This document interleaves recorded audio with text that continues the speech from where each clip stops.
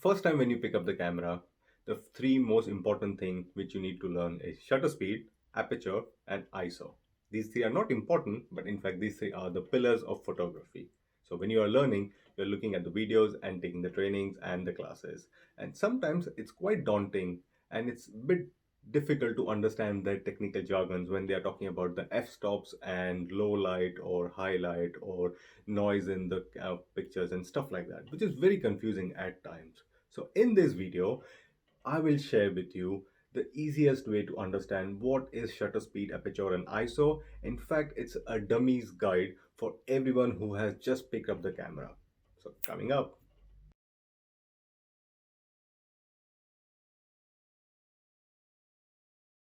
Hello and welcome everyone to this video. My name is Imtiaz.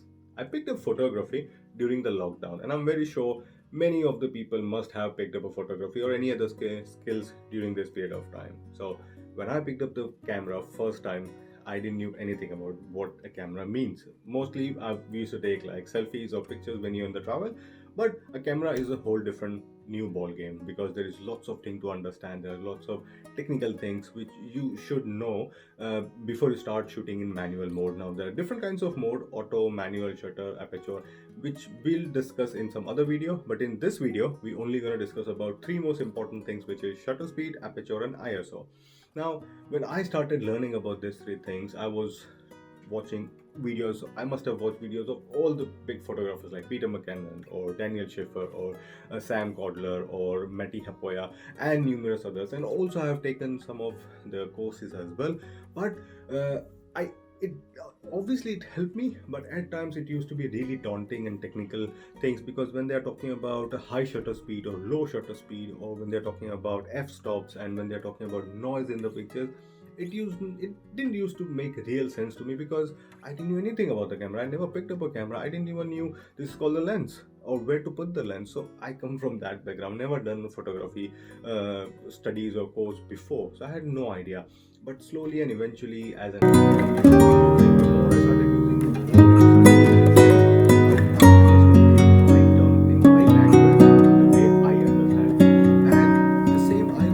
that let me share my knowledge. So I'm not saying I'm going to make you a good photographer or bad photographer, or I'm not even saying that I'm going to teach you.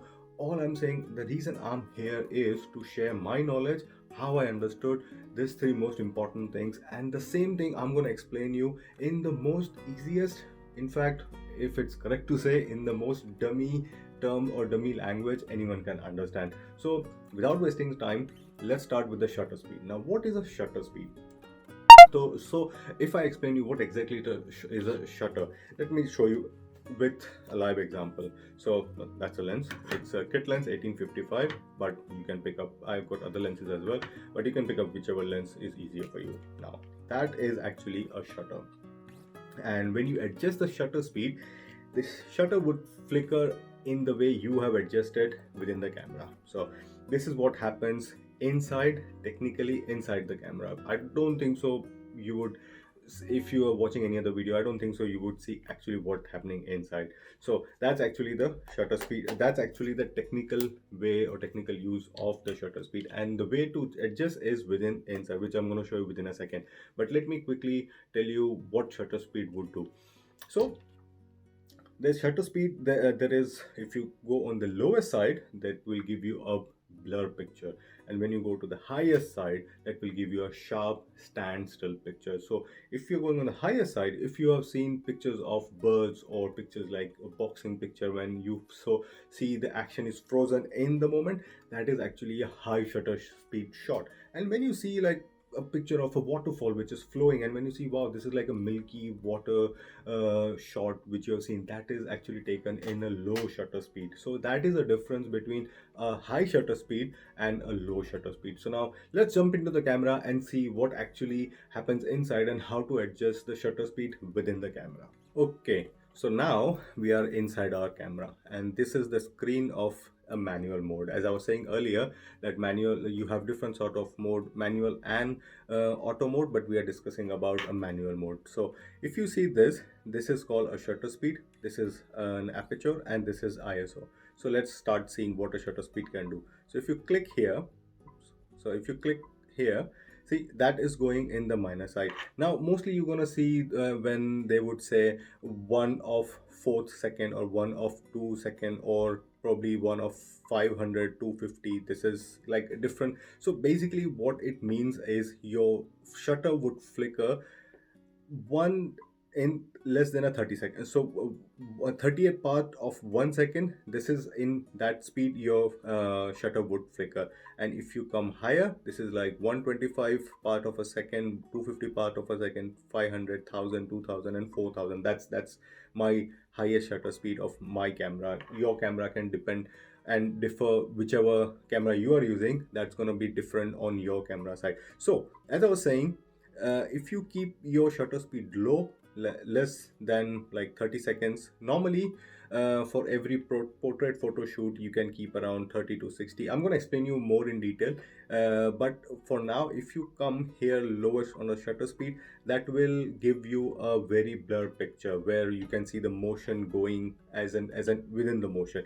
And if you increase the shutter speed to the higher side, like let's say if you bring it to 500, 1000, 2000, 4000, that will freeze the picture in the moment. So when you see a boxing shot, or maybe you see a bike passing and which is frozen, or when you see a crisp sharp shot, that is where that is done in the higher shutter speed option. Now also, as I was saying earlier, that you can use this shutter speed to your reference point. So shutter speed will also make picture dark or will can make a picture light, because if you think logically, a shutter speed means a shutter would be flickering for that period of time. So the more the shutter is open, the more light it's going to bring in and the brighter your picture will become. So in short, if you want a bright picture, you have to reduce the shutter speed to a lower side, and if you want a slightly darker picture, you have to bring it to the top. But the shutter speed, aperture, and ISO, these three works all together, and that is a different topic which we will cover in a different video. But for now, this is what a shutter speed would mean.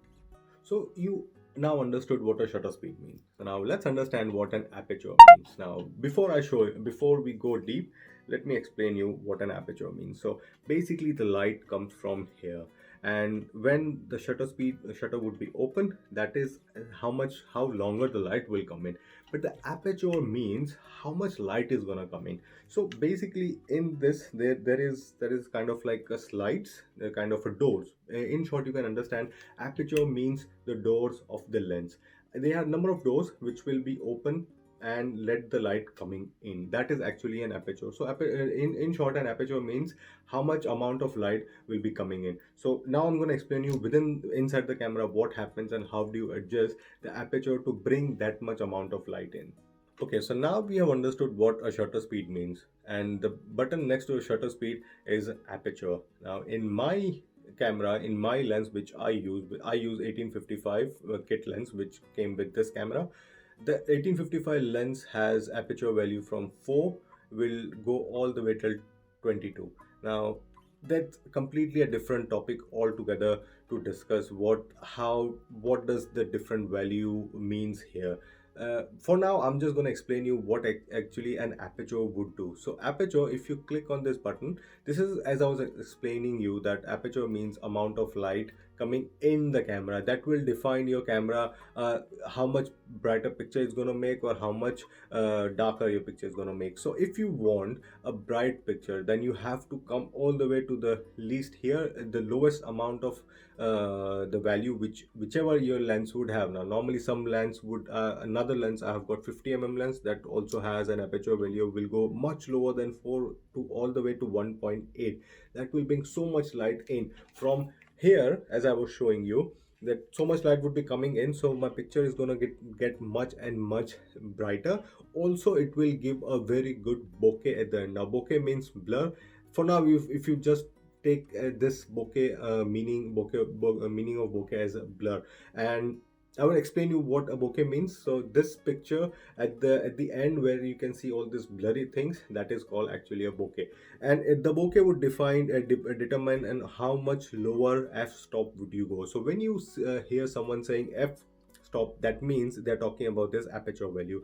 So it starts in my, it starts from 4. That will give me a very less amount of bokeh but a brighter picture. Now if I want to make a picture darker, I would go slowly, keep going up and up and up, so that will come up to 22. So now if you are shooting in bright sunlight, you can keep your aperture to a little bit higher value, so that will give a little, so that will balance out the light coming in from the shutter speed and ISO.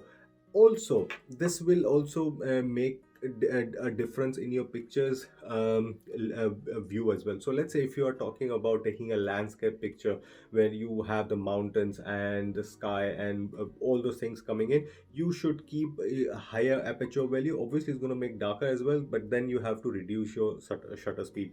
The reason why, because the more higher number you go in your aperture value, the more light, less light is going to bring in, but it will have a brighter, so your landscape would become more and more clear. But when you bring your background will become clear, but when you bring your aperture all the way down here, your background would become blur. As I was explaining you the bokeh system, the more less you make your aperture, the your background would become more and more blurry. And if you increase it, if you want to keep your background completely in the picture, then you should keep this aperture value all the way to the top, depending how much clear you want, and then you can increase your aperture value.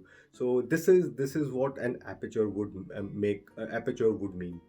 So shutter speed and aperture is done, and the last part is ISO. Now ISO is ISO. There is no full form as such, and normally people say ISO, but I was reading about this, and there is no actually term called ISO. There is no full form, so it's not an abbreviation of some long word. It's just, it actually means ISO. So in a very simple layman term, if I explain you what ISO means the light within the camera. So ISO is not letting anything in. So shutter speed is what I was explaining you earlier. It's the shutter part will open slow or fast, and aperture is this door in the lens which will open for that amount of time and will bring the light in. So that is the job of a shutter speed and aperture. And ISO is within the camera, the light provided from the camera. So for instance, if you're using shutter speed which is a little bit higher, so f 500 of 1 second, or probably 250 of 1 second, so that is a very less time your shutter will be open.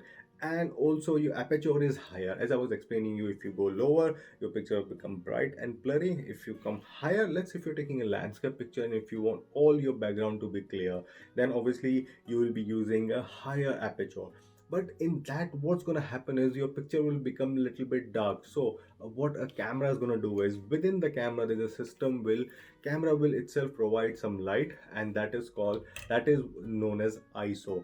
So when you have a higher shutter speed and higher aperture, to balance it out you can use ISO, so that will make your picture balanced. Now it is known as a histogram, which will explain you in some another video, because it's a very big vast topic, so we'll cover in some different video. But in short, if you want to balance that thing out with higher shutter speed and higher aperture, if you increase a little bit of ISO to 100, 200, 400, 800, 1600, depending on how big and how much your camera is supporting the ISO, you can increase that value, and that will make your that will make your picture brighter or darker, and depending what you want, darker picture, brighter picture, but that will balance out the brightness of your picture. So now let's jump into the camera and understand how to adjust that ISO. Okay, so now we have already understood that is the shutter speed and that's the aperture. Now how to balance this ISO? So that shutter speed, aperture, and this is the balance thing where you can understand if your picture is bright or not. And next to it is called ISO. So when, if you see this, it's, the picture is looking very dark because I have a higher shutter speed and I have a higher aperture. So what I would do is I'll click on this ISO. If I bring this up slightly, let's say this 1600, that's gonna make my picture more brighter. So if I click on my shutter button, this will give me a rough idea how dark my picture is. So this is on the darker side, minus is my picture is very dark.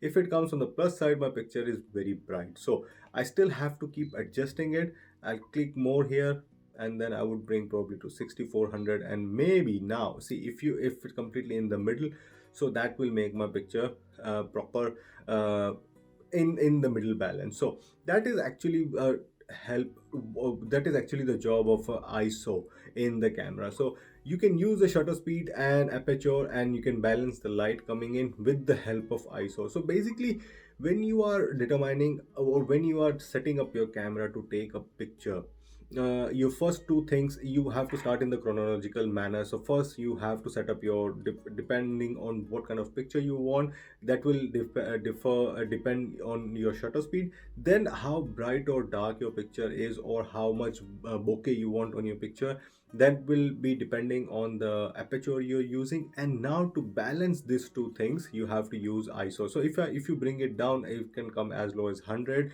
If you keep on auto, that will be completely like, camera is gonna define how much ISO you would be needing for that picture. But I wouldn't recommend using auto, because your picture would keep, if you're taking a video, then it will keep making like a different funny color in your video. So I would rather say keep it on probably 100 or 200 if you have a higher shutter speed or higher aperture, and that will make your picture completely balance between the brightness and darkness.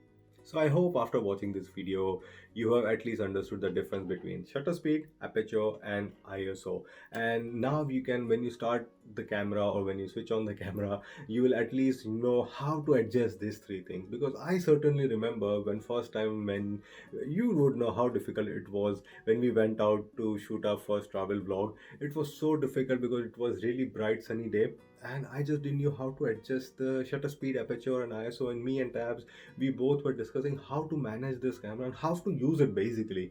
So that's why I thought that why not share this with people who are just like us, who are like we are, just like me, who have first time taken the camera and using it and want to learn. So I hope somewhere I was helpful, or somewhere I have shared some few important tips which will be helpful for you to next time when you pick up the camera and go out to shoot or take some pictures, will be helpful for you. So I will end the video here, and will let things with you. You said, you tell me what things you have understood, and what things you can do next time when you go out, and also let me know what other things you would like to understand, so we can share, we can discuss, and bring up and grow this community. So this is Imtiaz. I'll sign out now here, and I'm gonna see you back in the next time. Till that time, peace.